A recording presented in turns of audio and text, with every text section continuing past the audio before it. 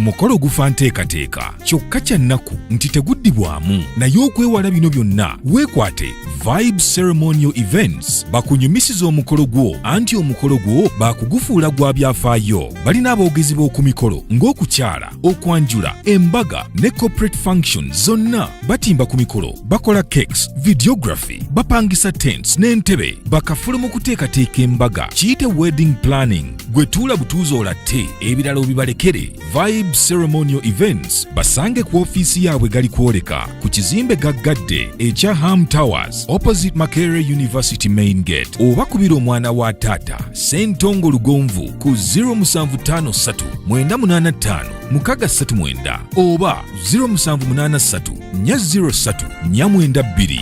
Vibes Ceremonial Events.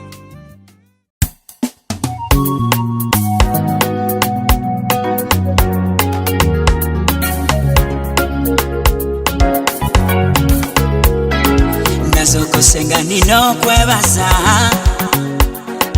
olw'ebirungi Taata by'okola obadde mwesigwa nze wesibadde mwesigwa nonwanira n'ompanguza ekitiibwa kikutire twalira amatendo gange twala amatendo gano omwoyo wa Mukama nkusabye twala amatendo gano katonda twala amatendo gano agavudde sebo omwoyo mutima gwange ayibende nkusabye twala amatendo gano simo twala amatendo gano gachanira kwe Yesu wange twala amatendo gano agavudde sebo omwoyo mutima gwange okusaba okw'okukoma eggulo tesalawo nkyayo n'enkyayo tegenda kusalawo nkyayo wabula olwaleero lwe lugenda okusalawo enkyayo bwegenda okubeera. By'olina okukola bigenda kusalawo nnyo kiki olina okubeera enkya. Tolinda nkya, tandika olwaleero. Nze Ssentongo Lugonvu nkwebaza okuba ng'otugaseko mu Business Talk. Tubadde tubuze okumala akabanga but we are back. Tubadde tuli nnyo up and down nga tugenda maaso n'okuba nga tukwasaganya wano ne wali naye nga mbeebaza. Byonna mu byonna nsooka okwebaza bakozi bannange ne bakozi bange ba Vibes Ceremonial Events. Ate ne nebaza ne ba clients abatuwadde emirimu era tusinzidde wano ku kizimbe ekya Ham Towers mu office yaffe ku mwaliro ogwokusatu. Bw'oba ng'olina omukolo, olina mbaga, olina kwanjula, kukyala n'emikolo egya corporate functions. Tulina tents, tulina obutebe obw'omulembe, tulina diko omulungi aliko oyo yennyini, ate nga tulina public address system ennungi n'aboogezi b'oku mikolo abalungi.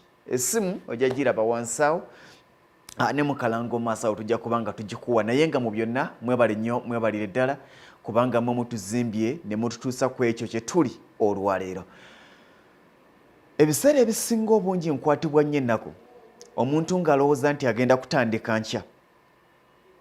Abasinga amaliriza alemereddwa kubanga alinda enkya n'etatuuka. Bw'owulira ng'oyagala kuwasa, noonya omukazi gw'okwana olwaleero.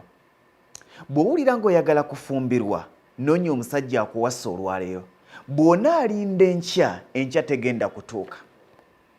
Enkulaakulana gy'oyagala, omulimo gw'oyagala okunoonya enkya, ebiseera ebisinga be bantu n'ogenda mu kampuni ne bagamba nti onaatusonyiwa kale gwabaddewo naye ate baagututte kubanga walinze enkya. Ky'okola olwaleero kigenda kusalawo ki ky'ogenda okubeera enkya. Obulamu bw'obutambuza otyo olwaleero. It's better to start reasoning right now, not tomorrow, not even in the evening. Bw'okeera ku makya n'ogamba nti nnyina kye njagala kola, tokeeranga ku makya n'owaayo akadde akalala. Nze nnyina abantu bangi beŋŋamba olinaga nti nkyali muto, olowooza ogenda kukola ddi. Bw'oba ng'ogamba nti okyali muto nga you are 20 years, 21 years, 25 years, 30 years, nga you think nti okyali muto, olina ekikyamu ku bwongo obwo. Sooka weefumiitirize weebuuze nti mu myaka gy'olowooza nti okyali muto, by'otunuulira okukola naye ng'obitya okubitandika tewali yali abikoze. mu buli famire mubamu omuntu abreakinga chain ey'obwavu, mu buli famire mubamu omuntu abreakinga chain ey'obutaba na mmotoka, mubamu omuntu abreakinga chain ey'obutakolerako mu kibuga. Nze na breakinga chain ey'okuba nti famire yaffe nze nasooka okukola mu media. Osobola okubeera atandika mu famire yammwe, osobola okubeera atandika ku kyalo kyammwe. Why? Ebiseera ebisinga ekyo kye weegomba waliwo eyasooka okukikola. Lwaki tosooka mu famire yammwe? Tweggyemu embeera ey'okwekubagiza all the time okulowooza nti ffe tulina kuvuga bugaali. Buli kaseera okulowooza nti ffe tulina kubeera nga tuvugibwako buvugibwa. Ogenda kufuuka asoose ogula emmotoka. Singa onaamanya nti n'abo mu famire omuli emmotoka waliwo eyasooka ogula emmotoka, ogenda kufuuka asoose. Tobibagamba n'olaba ng'ekizibu. Ngenda bbawo ekyokulabirako ky'abantu bagenda kubeera nga 3.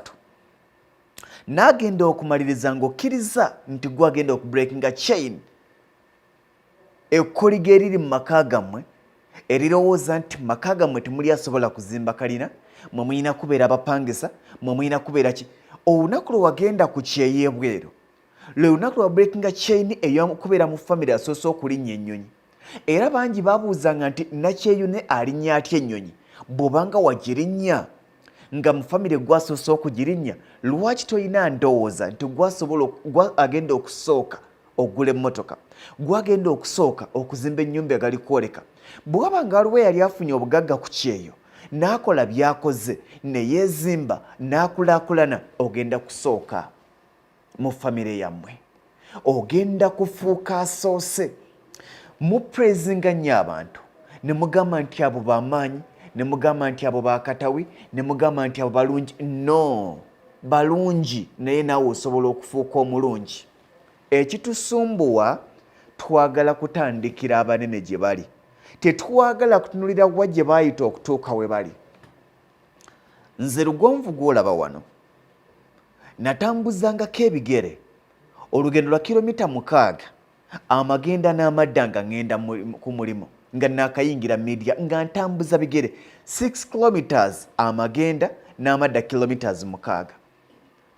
Naye singa nayagala ntandikire bakulu bange gye baatandikira, bamwami Patrick Kobaani, bamwami Sam, sandituuseyo, kubanga nandyegombye binene.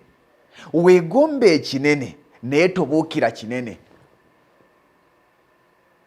Tunuulire ekkubo ly'ogenda okutambula okutuuka ku kinene. Oyagala kukola kampuni ya sabbuuni era omanyi bwe bamukola, omanyi buli kimu bwe kikolebwa, naye weegomba mukwano.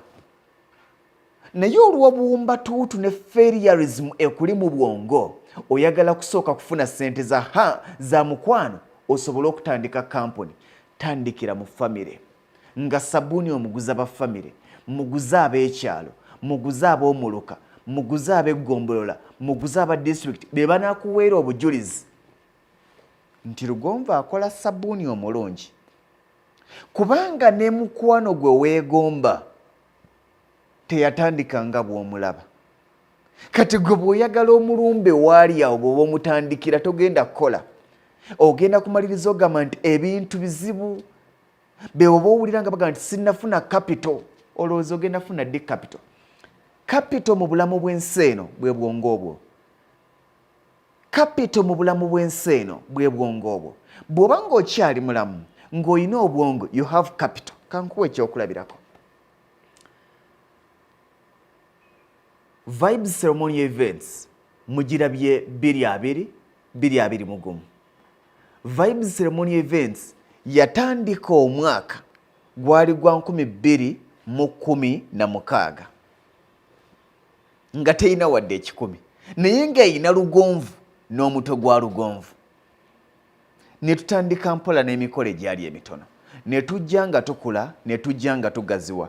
Right now tuyina everything it takes okukola omukolo gw'omuntu ne gutambula.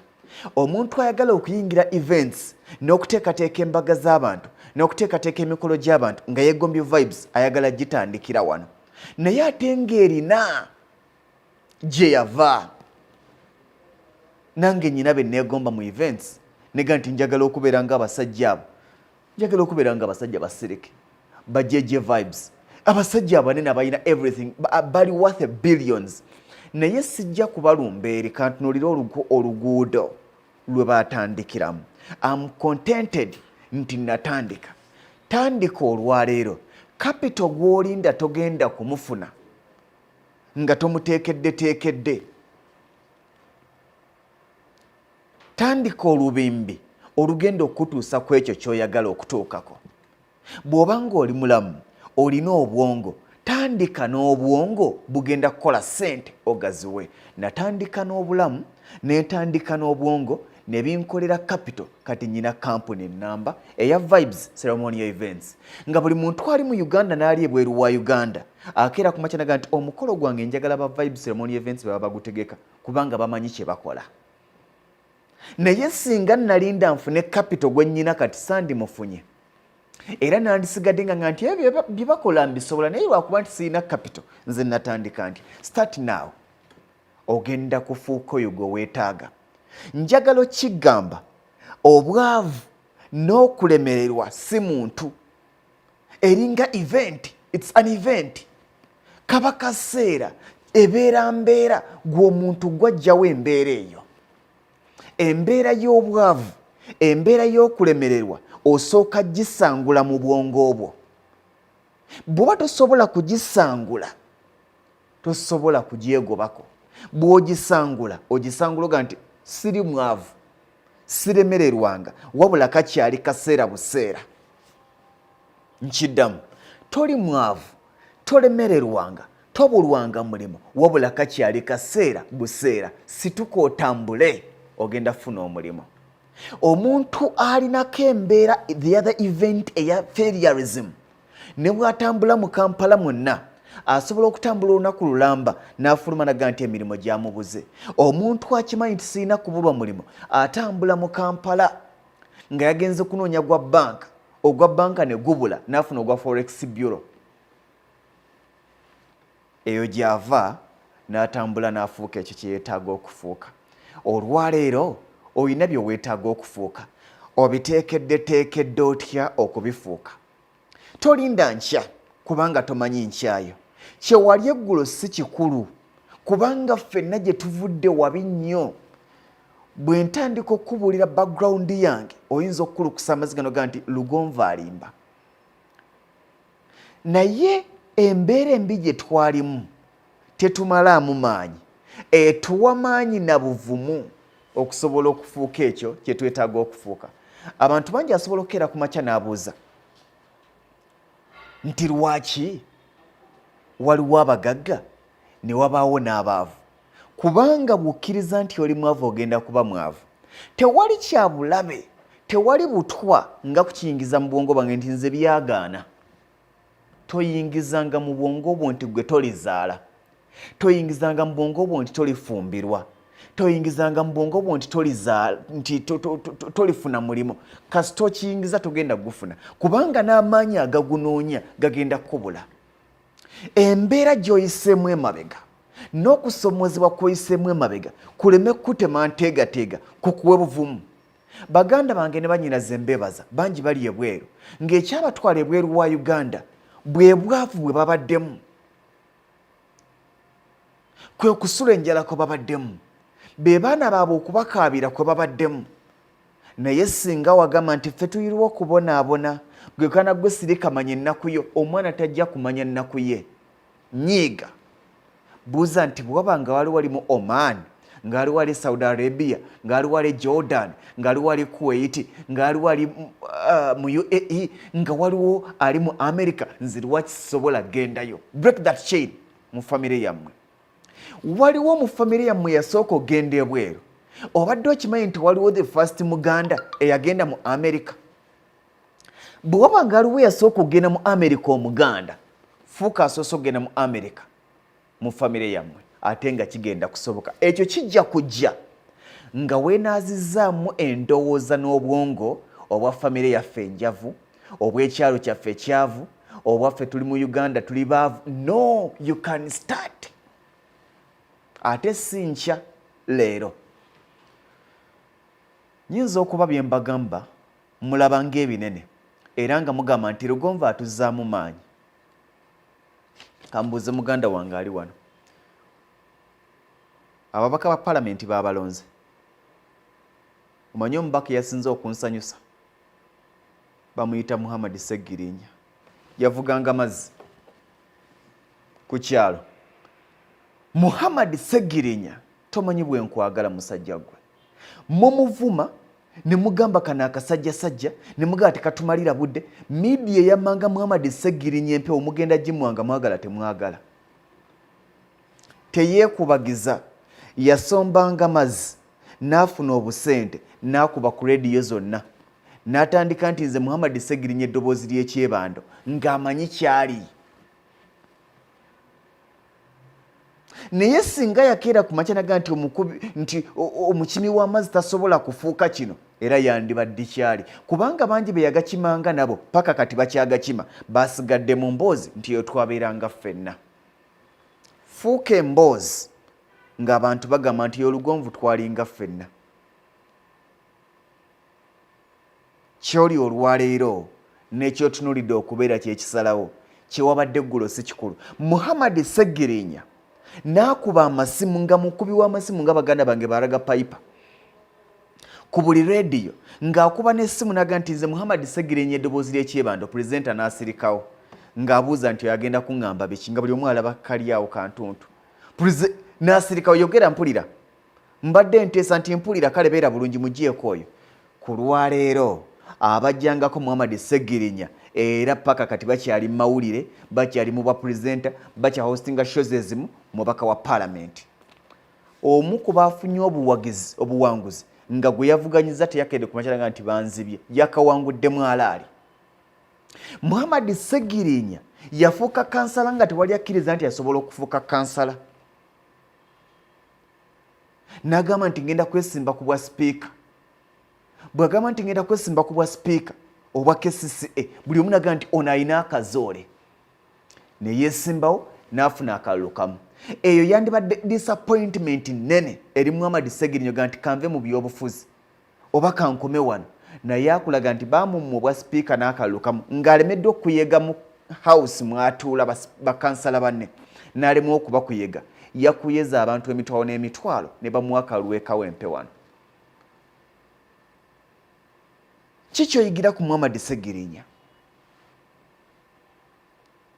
gw'obadde onyooma ababadde bakunyooma bw'onejjamu okwenyooma ogenda kufuuka muwanguzi banyomanga Muhammad Segirinya nga teyeenyooma kyasookerako eyali avuga amazzi agenda kufuna obukadde 3 zaggula mmotoka 3 buli mwezi yali omuvuzi w'amazzi agenda kuba asasulwa obukadde 30 ezigenda okuyingirawo Muhammad Segirinya singa yalowooza nti muvuzi w'amazzi obwongo bwe nabuyingizamu kuvuga mazzi yandibadde paka kati akyavuga mazzi kati mubaka wa palamenti omulonde alinze okulayira mu Gwokutaano kankuweeyo omu nga njagala okumaliriza saagala kukulwisa bw'okwata ebigambo byange ne wejjamu okwenyooma ogenda kufuuka kye weetaaga okufuuka omuyimbi Geoffrey Lutaaya mwamufuula emboozi ne mugamba asomye bukulu era ne mugamba nti yagwa ebigezo ne mugamba yafuna myenda kati mubaka wa palamenti singa yakeera ku makya nalowooza nti palamenti etulwamu bafunye zi distinction teyandigenzeeyo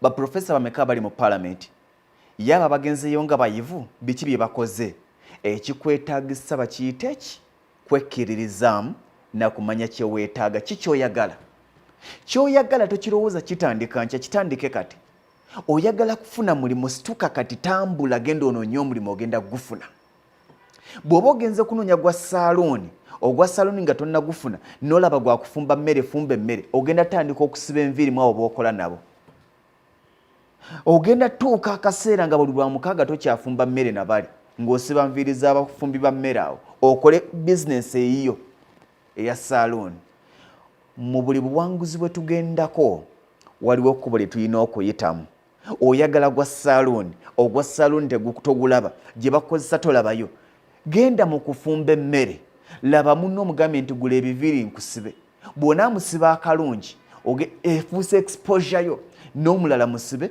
n'omulala musibe n'omulala musibe n'omulala musibe ogenda kulaba ng'otuuse ku buwanguzi ngawo wennyini wogudde salooni nga bonna abajja okulya abaalinga bakasitoma abo obasibira mu salooni yo nga weekozesa.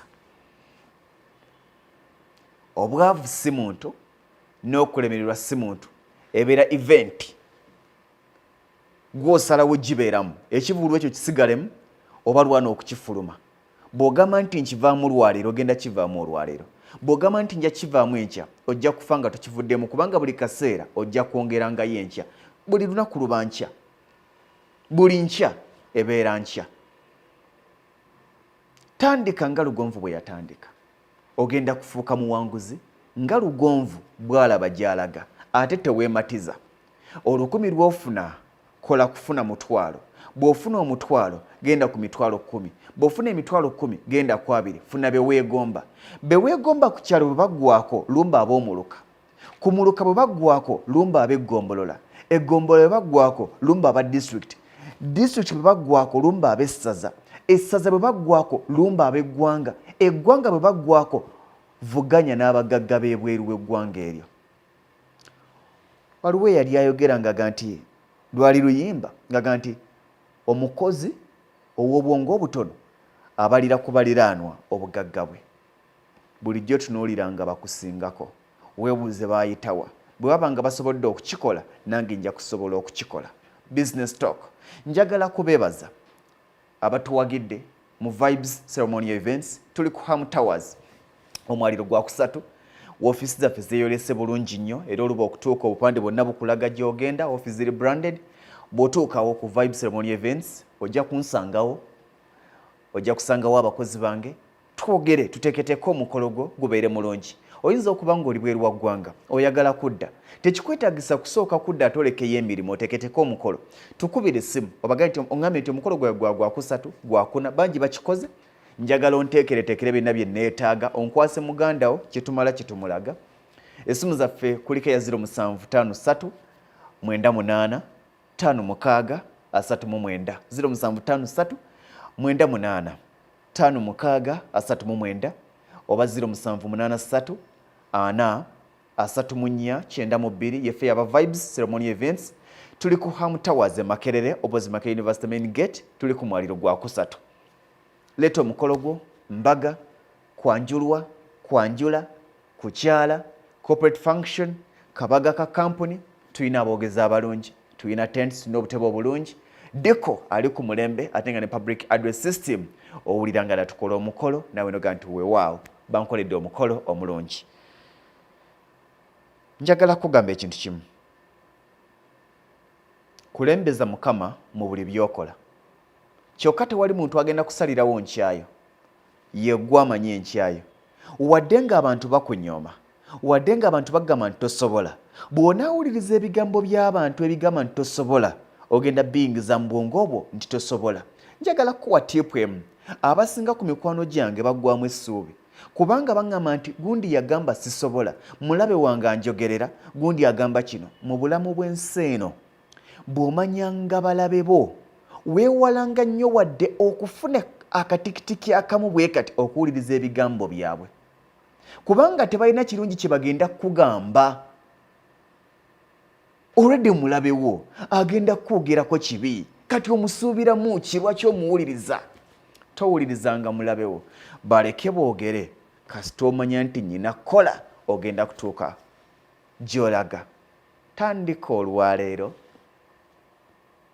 nja kubaaniriza osobola okujja ne tuwayamu bw'obanga weetaaga kunyumya twogere ku bintu nga bino. Nja kunsanga kwa Mutawazi, ntuulayo kuva ku ssaawa 5 mbeerayo paka ssaawa nga 10 awo, ate kubanga ate obudde buli obw'okumakya nyina ebirala byenkwasaganya ne kawungeezi, kati obudde obwo wakati w'essaawa 4 paka ssaawa 10. Jangu twogere ku lw'omukolo oba ensonga endala yonna, twongere n'okuwaŋŋana amagezi. Hamutawazi omwaliro gwa kusatu twongere okuwaya. Ssentongo Frederick Lugonvu ge mannya gange ku lwa Vibes Ceremonial Events. Kambalekera akalango kana ka Vibes ate oleeta omukolo gwo tugufuula ogw'enkizo era ogw'ekitiibwa kubanga omukolo gufa nteekateeka. Mwana wa taata, akaseera akalungi. omukolo gufa nteekateeka kyokka kya nnaku nti teguddibwamu naye okwewala bino byonna weekwate Vibe Ceremonial Events bakunyumisiza omukolo gwo anti omukolo gwo baakugufuula gwa byafaayo. Balina aboogezi b'oku mikolo ng'okukyala, okwanjula, embaga ne corporate functions zonna. Batimba ku mikolo, bakola cakes, videography, bapangisa tents n'entebe, bakafula mu kuteekateeka embaga. Kiyite wedding planning. Gwe tuula butuuzi olatte, ebirala obibalekere. Vibe Ceremonial Events basange ku ofiisi yaabwe gali kwoleka ku kizimbe gaggadde ekya Ham Towers opposite Makerere University Main Gate, oba kubira omwana wa Taata Ssentongo Lugonvu ku 0753 985 639 oba 0783 403 492. Vibe Ceremonial Events